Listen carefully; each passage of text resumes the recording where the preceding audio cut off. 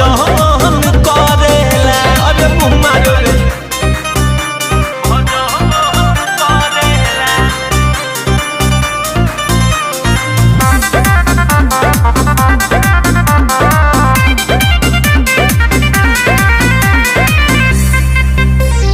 करेला उ जादू मंत्र कोरावा सुता के झाड़ फूक ना करे कबो दियावा